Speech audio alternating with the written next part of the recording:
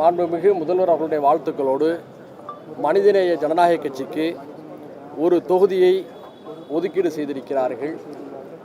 என்ன தொகுதி என்பது குறித்த உரையாடலில் எங்களுடைய விருப்ப பட்டியலை நாங்கள் கொடுத்திருக்கின்றோம். அது குறித்தும் நாங்கள் பல கருத்துக்களையும் எடுத்து வைத்து மாண்புமிகு முதல்வர் அவர்களிடம் பேசிவிட்டு கூறுங்கள் என்று சொல்லியிருக்கின்றோம். முதல்வர் அவர்களிடமும் பேசிவிட்டு நாளை மீண்டும் அடைப்பதாக எங்களிடம் தெரிவித்திருக்கிறார்கள். இந்த சந்திப்பு மகிழ்ச்சியாக மன நிறைவாக இருந்தது, நம்பிக்கையூட்டக்கூடிய வகையிலும் இருந்தது. மாண்புமிகு முதல்வர் அவர்கள் எங்கள் மீது வைத்திருக்கக்கூடிய நம்பிக்கையை மெருகூட்டும் வகையில் இன்றைய சந்திப்பு நல்லபடியாக அமைந்தது. மகிழ்ச்சியுடன் நாளை நாங்கள் மீண்டும் சந்திக்கவிருக்கிறோம்.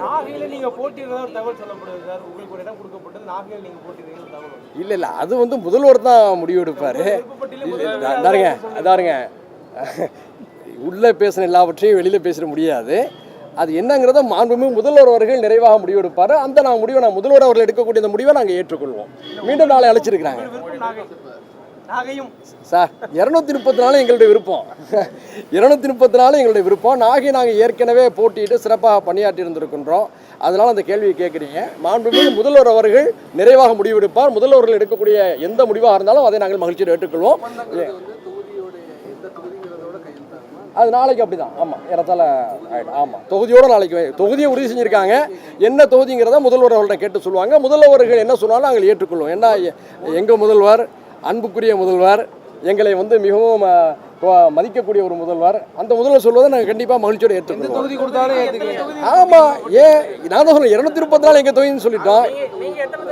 எந்த தொகுதி கூட நாங்கள் ஏற்றுக்கொள்வோம். அதுவும் நாங்கள் எங்களுடைய விருப்ப பட்டியலாக நாங்கள் ஒரு 5 தொகுதிகளை தேர்வு செஞ்சு கொடுத்துருக்குறோம்.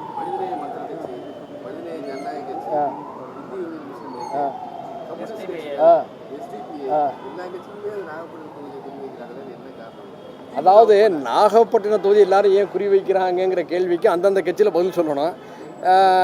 எங்களை பொறுத்தவரை டெல்டாவில் ஒரு மிக முக்கியமான வரலாற்று சிறப்பு மிக்கப்பட்ட ஒரு துறைமுக பட்டினமாக இருந்த காரணத்தினால கூட ஒரு வரலாற்றின் மீதும் மரபுகளின் மீதும் அன்பு கொண்டு கூட எல்லாரும் கேட்டிருக்கலாம்.